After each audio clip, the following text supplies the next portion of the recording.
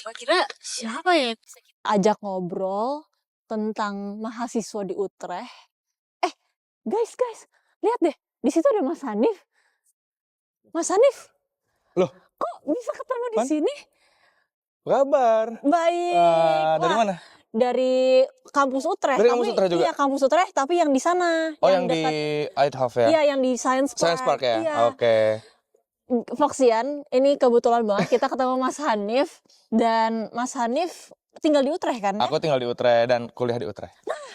Kebetulan banget kan, kita tuh lagi nyari mahasiswa sebenarnya yang bisa ajak kita keliling buat menjelaskan gimana sih kehidupan sebagai mahasiswa di Emang pengen explore kampus Utrecht ya? Betul, Oke. soalnya kan kita tadi di sisi sana kan kita udah ditemenin sama dosen. Ya. Sekarang kita juga pengen tahu ditemenin sama mahasiswa. Oke, boleh. Kebetulan banget kan. Pas banget sih aku lagi gak ada kuliah jadi Nah, boleh. kira-kira habis dari spot ini kita mau kemana? Paling kita ke beberapa tempat bersejarah. Jadi ada Akademik Gebouw.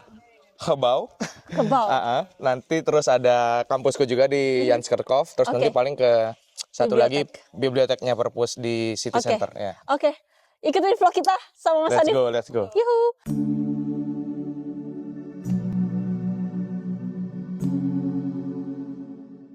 Nah, di belakang kita nih ada tadi Akademik Gebouw. Ya. Itu apa sih sebenarnya? Ini tuh hibah dari masyarakat karena waktu itu tempat ditandatanganinya Union of Utrecht. Oke. Jadi waktu itu masih dijajah sama Spanyol.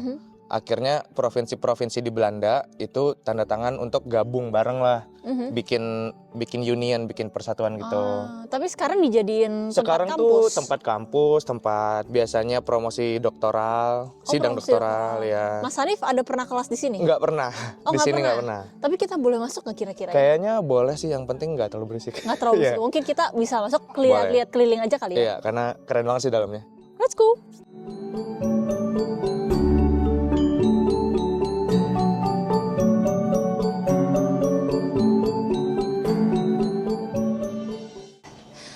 Ini kita menuju gereja ya? Menuju gereja, terus samping ini ada taman. Nah, ini biasanya tempat foto-foto lah habis wisuda. Oh, oke. Ini kan kayak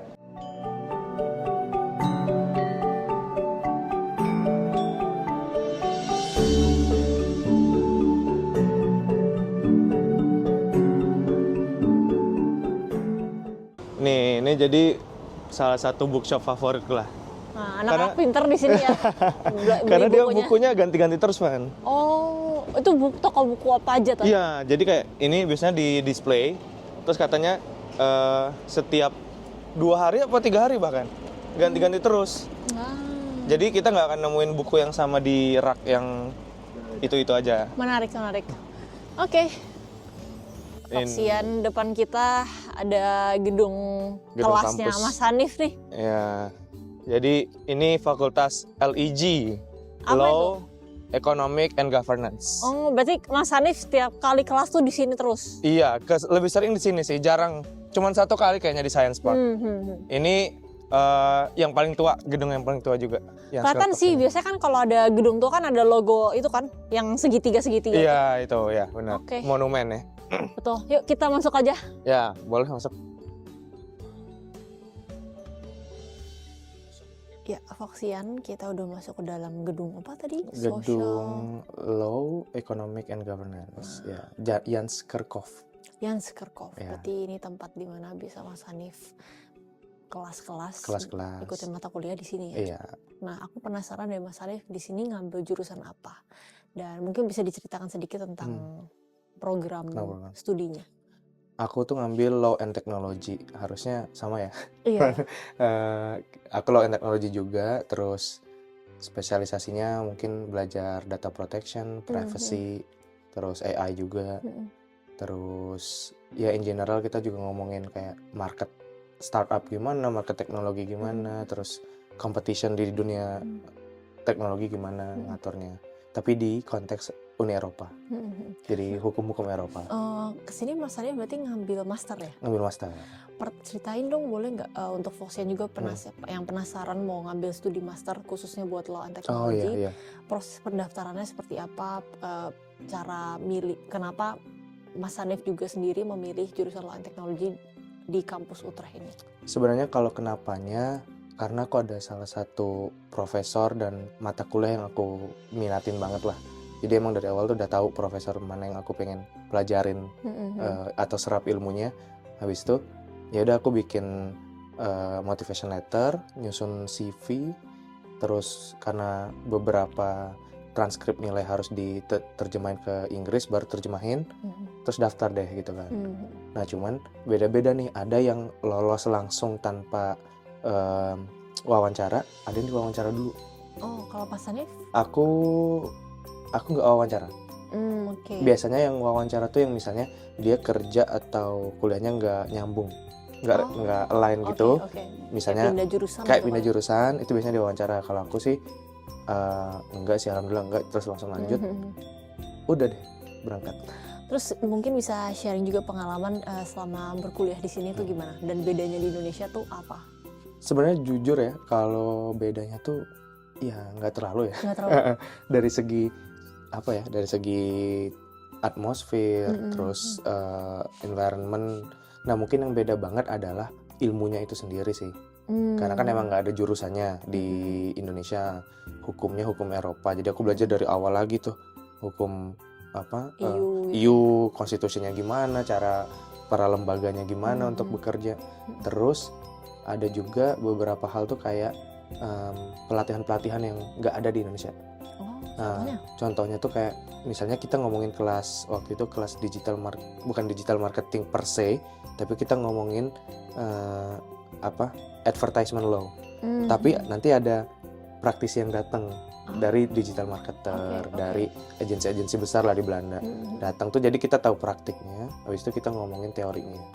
Gitu sih. Jadi mixture gitu. Enak banget.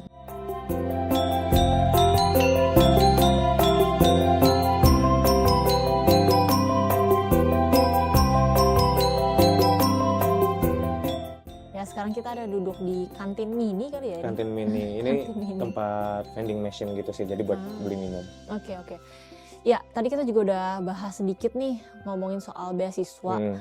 Bisa kali ya diceritakan pengalaman Mas Hanif dan proses beasiswa itu sampai berapa lama dan nyampe pertama kali Mas Hanif kesini tuh gimana? Sebenarnya sebelum masuk ke sana, aku mau jelasin dulu. Jadi ada dua intake, ada intake summer, ada intake Februari itu menuju spring ya, tapi belum spring sih. Ya, menuju spring ya berarti ya. Nah, itu kalau Foxian mau nyoba ke Utrecht atau Belanda in general sebenarnya banyak juga yang kayak gitu. Tapi perlu dicatat, nggak semua fakultas punya dua intake itu. Mostly tetap intake-nya yang summer. Yang bulan September atau Agustus akhir lah. Nah, itu kalau misalnya yang September, kita harus sudah dapat letter of acceptance ya, LOA, itu di bulan di bawah bulan Juni gitu. Jadi karena Juni 3 bulan sebelumnya. Iya, gitu 3 bulan. Karena 3 bulan itu udah paling mepet, harus ngurus visa ya kan, ngurus residence permit segala macam, itu nggak cukup banget. Tapi kalau aku kan aku datang September, jadi bulan Oktober di tahun sebelumnya aku udah punya LOA. Gitu, udah punya LOA, udah cukup lama, jadi nggak buru-buru lah, terus belum lagi nyari rumah segala macam. Nah itu yang agak susah itu sih. Terus yang kedua baru yang beasiswa. Nah kalau yang beasiswa itu ada beberapa sih dulu ya. Dulu itu ada, kalau Indonesia ada LPDP, terus nanti di Belandanya ada Student Nederland, Stunet. Cuman sekarang udah nggak ada. Sekarang udah nggak ada. Habis itu ada satu lagi, ada Utrecht Excellence. Itu dari kampusnya sendiri? Dari kampus. Nah, sebenarnya kalau dari sisi success rate itu paling susah Utrecht Excellence. Iya, soalnya kan dari kampusnya langsung pasti orang yang diterima pun dikit. Orang yang diterimanya dikit. Dia setahun tuh kalau nggak salah nggak nyampe 10 orang bahkan. Oh ya? Iya. Susah banget pasti itu. Susah banget, dan tahun ini kebetulan ada anak Pakistan, teman kelasku, itu dapat. Dia nerima. Ya, Utrecht Excellence. Oke. Tapi kalau misalnya pendaftaran beasiswa tuh urutannya gimana sih? Mungkin para Foxian bingung kali ya, maksudnya kalau kampus di Indonesia kan udah tahu lah ya prosedurnya. Kalau di sini gimana nih pendaftarannya, karena mereka kan dari overseas juga kan, dari Iya, iya. Indonesia pendaftarannya. Nah, apakah kita ke kampusnya dulu atau kita cari-cari beasiswanya dulu, gimana? Nah, itu bisa dua cara, Mm-mm. Van. Kalau yang enak atau yang aku rekomendasiin itu sebenarnya yang punya LOE kampusnya dulu. Oke. Jadi kita berburu kampus dulu. Kalau di Belanda tuh biasanya bulan Oktober sampai bulan Juni itu udah buka. Juni atau Mei bahkan itu buka pendaftaran. Habis itu ya udah kita submit tadi ya Iya. motivation letter, CV, habis itu beberapa dokumen yang beda-beda lah ya tiap fakultas, cuman mostly 2 itu. Nah, nanti kalau udah dapat LOE baru daftar beasiswanya. Nah, kalau yang Oke. kedua itu beasiswa dulu. Bisa juga. Kalau LPDP itu bisa beasiswa dulu. Jadi Baru istilahnya milih kampus. baru gitu. milih kampus. Oh. Nah, tapi kekurangannya kalau beasiswa kita cuman dikasih waktu 1,5 tahun. Misalnya kamu dapat 2024 nih, 2026 awal maksimal lulus. harus sudah dapat kampus. Oh, harus sudah dapat kampus. Iya, Oh, gitu. oke. Jadi ada batas waktunya. iya, ya? Oke. ada yang teman-teman tuh yang struggling tuh, bahkan aku dengar beberapa kasus dia 1,5 tahun belum dapet IELTS, belum lulus apa segala macam, akhirnya nggak dapet malah jadi gagal. beasiswanya juga Maksudnya jadi ditarik. ditarik Iya. lagi. Oke. Ya begitu ya Foxian, kalau Iya. mau nanya-nanya langsung tentang soal beasiswa bisa aja langsung mampir. Boleh, Tanya Japri ke Mas boleh. Hanif. Nah, mungkin next kita akan pindah spot juga. Ya, Pengen kita tahu nyari spot. aktivitas selain dari belajar tuh ngapain aja sih sebagai mahasiswa di Iya. Utrecht. Kita boleh jalan-jalan ke perpus nanti ya. Nah, ya. Oke, cus ikutin kita vlog hari ini.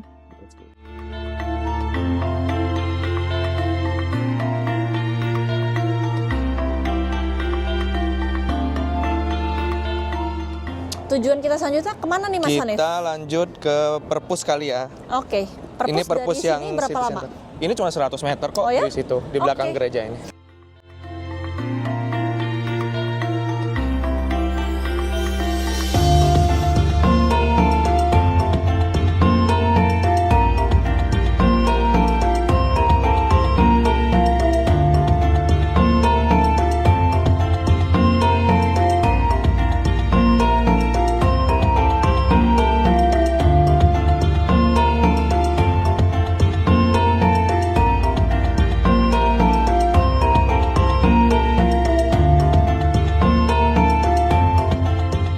Sekarang kita ada di library ya. Perpustakaan, Tapi ini ya. kita duduk di taman nih. Kalau summer sih enak ya. Iya. Ini biasanya kalau summer orang-orang pada baca buku di sini. Oh, Di belakang pada belakang sini. duduk-duduk Pada bisa? selonjoran sini Oh, ya. gitu. Seru banget Oke, kayak oke. kayak lagi- semi kayak pantai. piknik lah. ya. Iya, kayak piknik ya Kayak benar. piknik Ya. jadinya. Oke, nah aku penasaran juga deh Mas Hanif, kalau kehidupan mahasiswa di sini tuh ngapain aja sih? Kalau aku sih biasanya habis kuliah, kalau misalnya biasanya kuliah selesai jam 5 atau jam 3 ya, kalau yang agak siang nanti main ke perpus. Perpus. Ya, biasanya ya laptopan, ngerjain tugas, terus kadang oh ya aku juga berorganisasi Oh. sama teman-teman PPI. PPI. Ya, Oh, oke. PPI Utrecht. Terus sisanya paling kalau kita mau nyari rekreasi dikit kan ini ada taman. Biasanya tuh orang-orang ya kalau nggak bawa minum, bawa makan, Makanan. ya itu pada nikmatinya di sini sih. Oke. Gitu. Terus kalau misalnya dari sini ke tempat rumahnya Mas Hanif itu naik sepeda atau naik tram lebih mudah? Aku sepeda. Sepedaan. Sekitar 4 kiloan doang sih. Jadi 4 kayak kilo tuh berapa 4 menit? kilo tuh paling 15 menit, 20 menit ya. Heeh. Oh ya, rata-rata di sini memang mahasiswa pada sepedaan Pada semua sepedaan. Iya, kecuali yang nggak kuat ya. Karena kalau lagi dingin gini pada naik bis. Ada bis di Iya, atas sini bis. Bis. Oke, iya sih. Tapi kalau di sini kan bis, transportasi tram, bis, kereta itu kan mahal ya. Iya, lumayan. Mm-mm. Makanya ya mau nggak mau kita naik Mm-mm. sepeda sih jatuhnya. Benar-benar. Tiap hari. Benar. Terus aku pernah apa? Ada puff. Ada kucing. Oh my god. Boleh nih, ini masuk ini. Fox. Hai. Ada satu lagi penghuninya tuh mana ya? Agak Videoin. gendut satunya. Nah, aku juga penasaran nih, mungkin buat Foxian yang mau melanjutkan studi ke Belanda juga pasti penasaran suka dan dukanya tuh apa sih sebenarnya kalau kuliah di Belanda? Kalau sukanya banyak sih. Oh ya, Iya, sukanya? aku seneng sih sama atmosfer pendidikannya, terus mahasiswanya itu seru banget. Oke. Terus banyak Anunya apa? suka dukanya. Iya. Ya tadi aku sukanya banyak karena Hmm. emang dari dulu pengen banget mengenyam bangku kuliah di Eropa, di tempat yang apa ya, kayak ilmu kan emang berasalnya dari sini gitu ya. Jadi banyak profesor-profesor atau ahli-ahli itu yang emang udah lama lah berkecimpung di bidangnya gitu. Terus kondusif banget, misalnya kita bisa bertanya apapun dengan profesor. Kita bisa konsul apapun lewat email, mereka approachable. Lebih leluasa ya Lebih kalau sama leluasa, dosen. ya. Terus atmosfer bebas juga dalam artian misalnya kayak sesimpel kita menentukan topik gitu-gitu juga bisa bebas dengan konsultasi ya pastinya. Iya, betul. Gitu sih. Kalau dukanya? Dukanya apa ya? Dingin sih. Dingin. Ya kayak sekarang dingin. Dutch weather ya. Ya, Dutch weather tuh emang tidak bisa dipercaya. Betul. Tapi terlepas itu apa sih yang membuat Mas Hanif tuh merasa kuliah di Belanda tuh merubah Mas Hanif gitu? Sebenarnya dari semuanya ya, dari kedisiplinan mereka, terus ketepatan waktu, terus berpikir kritis sih.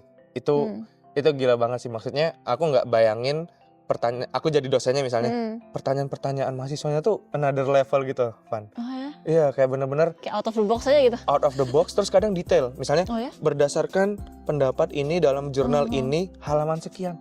Dia nanyanya tuh sedetail itu, sespesifik itu. Iya, maksudnya kalau jadi dosen kayaknya juga nggak bakal hafal segitunya kan. Paling hafal big picture-nya gitu kan. Terus akhirnya ya, tapi dosennya tuh nggak malu gitu loh, misalnya, oh itu saya kurang tahu atau bukan expertise saya, nanti saya jadikan homework lah, mungkin next week akan saya jawab gitu-gitu. Jadi dia emang terbuka, nggak cuma terbuka dalam arti bebas memilih, tapi bebas juga untuk bertanggung jawab. Bener sih, gitu kan, ngerasa salah, ngerasa kurang tahu tuh udah biasa gitu, daripada sok tahu. Terus aku juga penasaran deh, kan kalau di Indonesia kan kita tesis atau skripsi kan ada sidang. Nah kalau di sini tuh ada sidang nggak sih? Itu uniknya Utrecht itu, nggak tahu ya, mungkin beberapa di Belanda ada yang sidang tapi Utrecht enggak. Untuk hukum ya. Untuk hukum nggak ada sidang. Jadi kita murni full paperwork, nulis, terus 2 bulan kumpulin deh. Submit. Udah. Terus langsung dapat nilai gitu? Langsung dapat. Cuman memang feedbacknya tuh parah, detail banget lah pokoknya. Tapi ada konsultasi kan? Ada. Sebelum deadline tuh kita bisa konsultasi. Aku tuh kayak cuman 3-4 kali konsultasi, terus full draft tuh udah jadi, udah disubmit. Oke. Kalau di Indonesia kan bedanya kita ada 3 kali sidang kan, yang sempro, terus apa? Terus yang sidang kedua, terus sidang akhir kan. Sidang akhir, betul. Kalau di sini malah nggak ada sidang. Malah nggak ada. Tapi beberapa sih, kalau misalnya ada yang teman-temanku tuh di psikologi, terus ada di geoscience, AI, itu biasanya ada seminar hasil lah gitu. Tapi bukan yang sidang kayak di Indonesia gitu, enggak. Oke.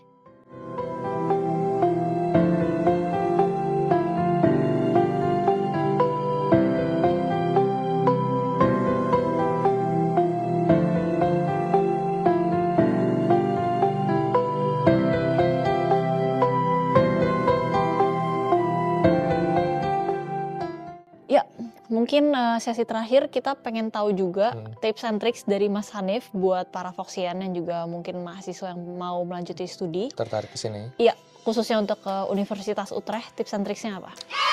Kalau aku sih biasanya kalau misalnya dari S1 ke S2, aku saranin pasti punya working experience. Karena kalau align itu nanti ketika daftar tuh biasanya dia nggak pakai interview atau maksudnya nggak ditanya lebih lanjut lah. Apalagi kalau jurusan S1 dan S2-nya nyambung gitu. Terus yang kalau di luar itu sih sebenarnya lebih ke persiapan dan juga nyari unique selling point-nya lah gitu. Maksudnya yang kamu mau jual di dalam motivation letter tuh apa, dalam CV tuh apa. Karena memang nggak seribet misalnya interview kerja, tapi kalau kamu bagus menjual dirinya dari dalam surat-surat yang dokumen-dokumen yang disubmit, itu kampus tuh lebih gede chance-nya untuk ya udah nerima gitu. Terus yang paling selanjutnya kalau dari sisi akademik, cari dulu nih guru, profesor, dosen atau mata kuliah yang emang pengen diambil. Jangan sampai sini kayak clueless, malah gue mau ambil aja, mau kuliah terus mau lulus aja. Kadang malah jadinya kehilang arah gitu di tengah-tengah. Jadi nggak punya goal gitu. Jadi nggak punya goals. Nah kalau biasanya aku terus sharing sama teman-teman tuh pada udah punya satu profesor yang emang pengen dicari, terus mata kuliah yang jelas, ngambil magang, nah itu udah enak lah tracknya. Kan karena beberapa program tuh ada yang 1,5, ada yang 2 Iya. tahun.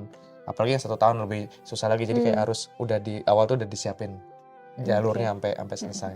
Kalau selain tips and trik dalam bidang akademisi, ada nggak sih saran juga, atau maksudnya masukan juga, atau misalnya tips buat mahasiswa-mahasiswa untuk ikut organisasi PPI atau misalnya bersosialisasi dengan teman-teman di sini atau gimana? Iya, itu ngatasin homesick banget sih, apalagi kalau kangen misalnya kayak Lebaran, Natal nggak pulang gitu kan, pasti kangen banget sama keluarga, sama saudara. Tapi kalau di sini PPI Utreh itu selalu terbuka, selalu bikin acara, misalnya waktu itu kita bikin Christmas dinner, terus nanti kalau Lebaran kita bikin halal bihalal. Nah tapi kalau misalnya mau yang lebih global lagi, bisa banyak kok organisasi kampus yang terbuka. Misalnya dulu aku pernah ikut kelas ekstrakurikuler gitu untuk bidang data governance. Nah nanti di sana tuh nggak cuma dari anak hukum tapi banyak Dari interdisipliner iya yang interdisipliner lain. yang lain. Itu Oke. banyak datang terus bisa sharing di sana. Atau kalau yang lebih soft skill lagi, banyak sih kayak istilahnya mungkin kayak badan eksekutif mahasiswanya lah gitu. Iya, BEM-nya di sini tuh juga ada, tapi memang mostly in Dutch. Jadi agak susahnya di sana. Tapi kalau yang itu tadi yang aku bilang ekskul, Iya. itu biasanya di bulan-bulan menuju spring tuh, April, Mei. Mereka pada buka semua itu. Pada buka tuh, dan di sana biasanya karena interdisipliner jadi kita malah punya teman baru, punya sharing platform lah. Ya, oke. Mungkin terima kasih Mas Hanif udah sharing. Thank you Van udah datang. Kalau misalnya Foxian yang penasaran juga tentang kampus Utrecht, bisa aja langsung tanya ke Mas Hanif ya. Bisa Atau banget. bisa juga ke PPI Utrecht kali ya. PPI Utrecht juga bisa, DM-nya kebuka, biasanya banyak yang upcoming student yang nanya-nanya, itu boleh banget. Terus kalau emang udah tahu jurusan atau orang yang mau dituju, lewat LinkedIn juga bisa biasanya gitu ya. Aku juga nerima pertanyaan-pertanyaan di LinkedIn gitu yang sifatnya, Mas aku mau motivation letternya dilihat dong, di review, itu bisa, aku bantu lah. Tuh, mumpung kebetulan nih ada Mas Hanif terbuka Boleh. sebelum Kak Hanif ini balik ke Indonesia dan sibuk ya, bisa aja langsung dipenuhin DM-nya. Boleh. Oke deh, sekali lagi makasih Mas Hanif udah nemenin kita. Thank dan you, para Van. Foxian. Thank you juga Foxian. Ya, ketemu lagi nanti di siaran minggu depan. Iya. Oke. Dudu.